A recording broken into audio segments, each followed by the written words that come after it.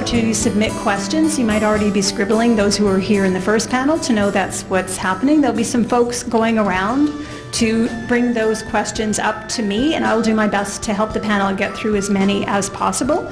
While you're doing that, I get to ask my question, which I think is great, and I have so many. I'm probably like you, struggling a little bit about which to ask. So I think I'll ask one I hope all the panelists will want to chip in on. I'm kind of struck by the first presentation, got me quite optimistic about a shift coming, that there was innovation happening. We were thinking again, not just tweaking, not just making more efficient, but thinking again through entrepreneurship, innovation. And the other two presentations were a lot about some of the equity issues that we're dealing with that in many ways seem to be getting worse. So I guess I'd like to ask all of you, where do you see the economy going, the innovation, that excitement many of us might feel towards where we could go, the democratization of cell phones and small businesses and all those things we read about, and the equity issues? Is something coming our way as we look into the future that may help? Yeah, no pressure. Is this the one we use? Is this the one? Is it one for you, Derek? All right, we're just going to share that. Okay. Thank you. Well, thanks. I'll take a bit of a stab at that. I'm always optimistic, but there is some concern because I do feel that we're in sort of a tough place right now in terms of the economy trying to live the glory years, if you will, and borrowing to try and make that happen. We certainly see that in the U.S. and in Europe. But I'm going to go beyond that because I was quite taken with the other presentations. Thank you very much. And I think that Derek's comments about the citizenship versus consumerism, and then you do hear this in politics all the time, talking about the taxpayer, the ratepayer, and what we're going to do. And it's unfortunate. I find that politically there is such a drive to try and make citizens consumers that I thought that was quite profound. It's really having a dramatic impact on trying to be more equitable and what I would like to see is a more egalitarian society. So I started optimistic, but I went the other way.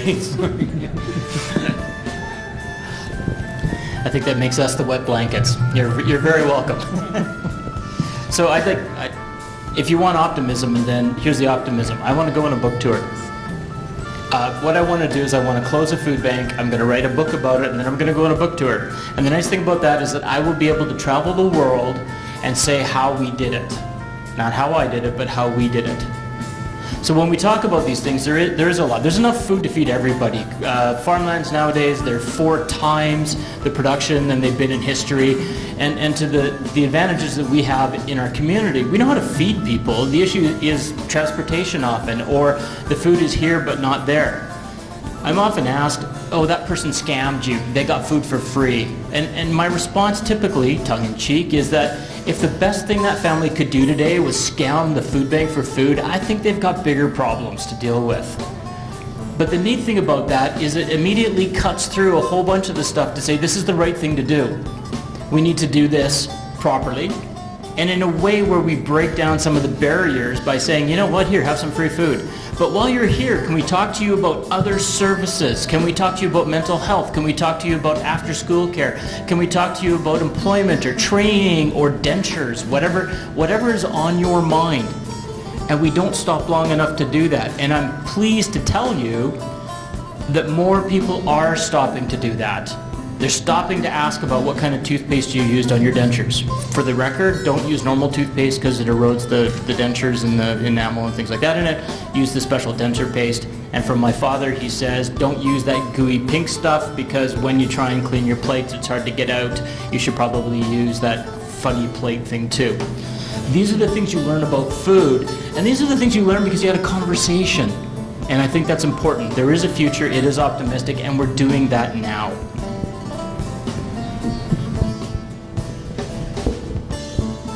And although we may be the wet blankets in the room, I too am optimistic. And I'm optimistic based on what I saw from your graphs, because I think we actually are on the cusp of innovation, but the cusp of a new form of social innovation, and I'm quite encouraged by what I see in terms of social and economic innovation as we start to think about what the sharing economy is and could look like. What I said about abundance, really about turning economics on its head, is there actually is no scarcity of resources. The only scarcities that we experience are those that we create through our institutions and the various barriers that allow for resources to flow. And I see social and technological innovation unlocking a lot of those resources and allowing for this flourishing of society going forward. And I think there's a lot of appetite for it, and there's a lot of room for that to happen. So I'm actually quite optimistic about where we may be headed. I'm optimistic. We've changed Jim. Jim, Good. please do. So, sorry to think about some things. So here's a piece that I run through my head all the time.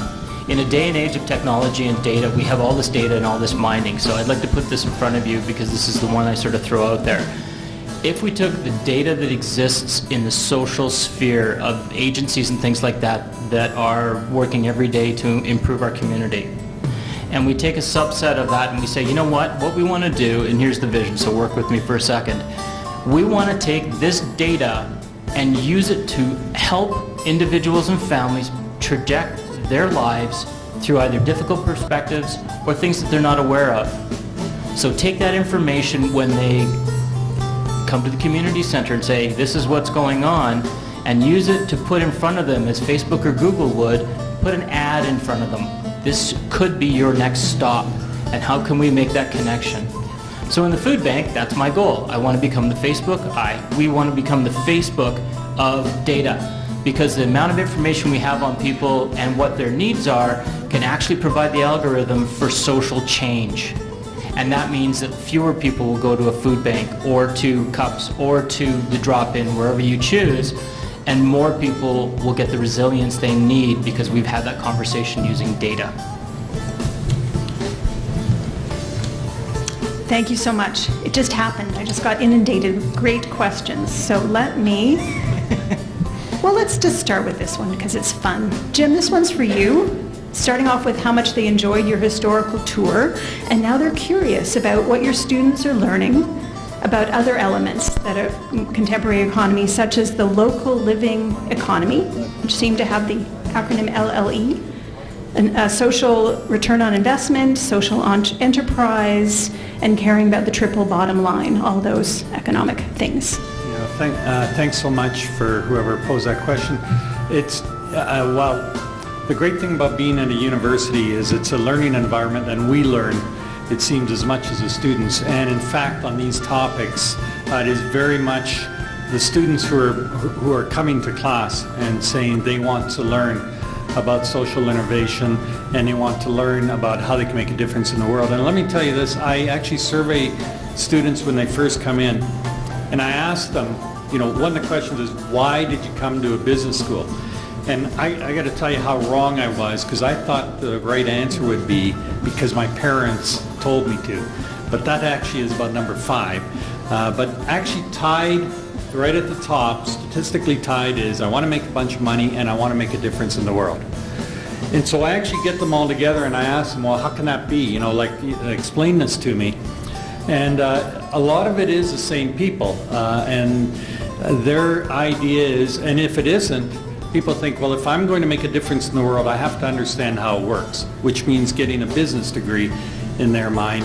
And so they bring a lot of that into the class, and we are changing our programs. The course that I talked about on entrepreneurship is very focused on social innovation, social entrepreneurship, and each student in a group of 5 has to come up with a product and present it.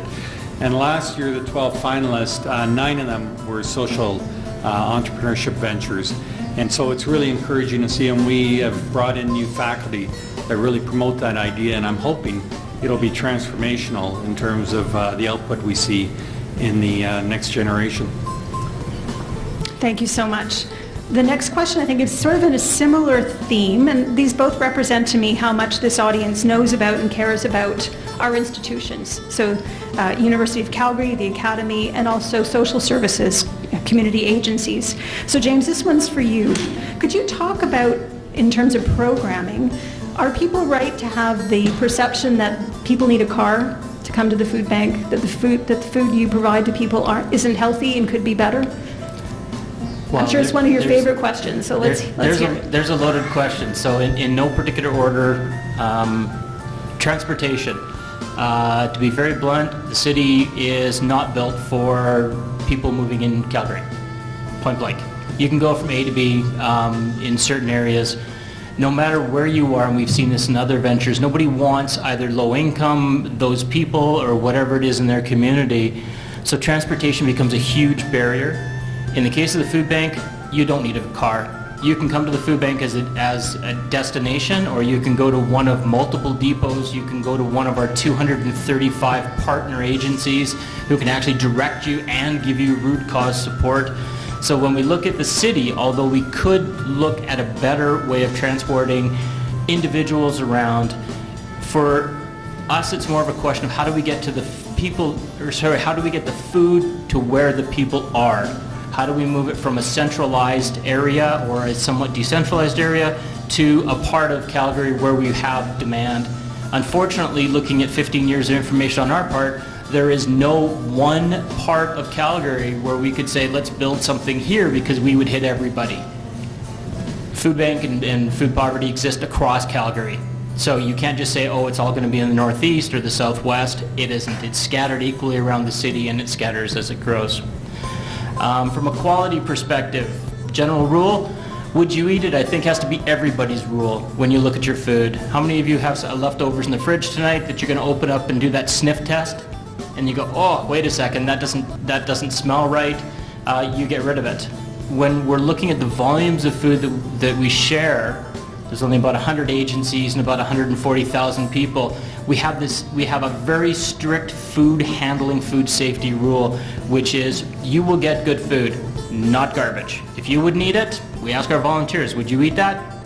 Okay, then give it to somebody else. If you wouldn't, throw it in the garbage. Canada's Food Guide is our guide, and nutrition is utmost next to the food safety that will go with that. Is that all the pieces? Yeah, that was all the pieces. Okay. Thank you. I know that's a tough question, but if it's in people's mind, you want to be able to address it, I'm sure. Derek, one for you. Social wound. You talked about the social wound. Can you elaborate? And what kind of change will it require for us to address that wound? So I see poverty as a social wound for two reasons. One, because it affects every single one of us, and it affects every one of us, not only because, as I said, in my work over the years, I found that almost everybody has some sort of personal experience with poverty. Not because they have to meet somebody on 7th Avenue, but because they themselves have in some way, at some time in their life, been personally impacted by it. But also because, as I said, I see poverty more as the result of broken relationships where we are distanced from each other by this competitive consumer culture that we live in that sets up these us and them distinctions between poor and non-poor, between givers and takers, and so on. And when we have fractured relationships like that, that is a wound, and it affects those fractured relationships. When the bonds of community break down, it affects everybody, whether or not you've been impacted by poverty. So that's why I like to think of it as a social wound. And when we think of it that way, the response to ending poverty becomes very different, because it doesn't become about what program can we design, how do we measure it, how do we have to give money to something, and how do we fund it. It really becomes about how do we create community and restore those bonds of community at every level of society, in our workplaces, in our institutions, in our neighborhoods, in our schools. And that's the starting point of it. If we do that, we start to address poverty long-term. If we just throw money at something, question that I pose around this is what's the purpose of a poverty reduction program? Is it, or strategy? Is it just to make people better consumers? Or is it to build a different kind of community where we all belong and where we're all included? So I think the starting point matters greatly, and for me it's restoring those bonds of trust and community. Thank you both. You noticed I was just given the wrap-up sign, so unfortunately I didn't get to all your questions. If you submitted one of these, please know you can go to one of these fine folks and talk during the break and ask your question directly. He's fielding all the questions we've... Good try, good try. Thank you, three, for all that you added to our thought process today. I think you made an amazing chorus with your different voices and related but different ideas, so thank you very much. And thank you.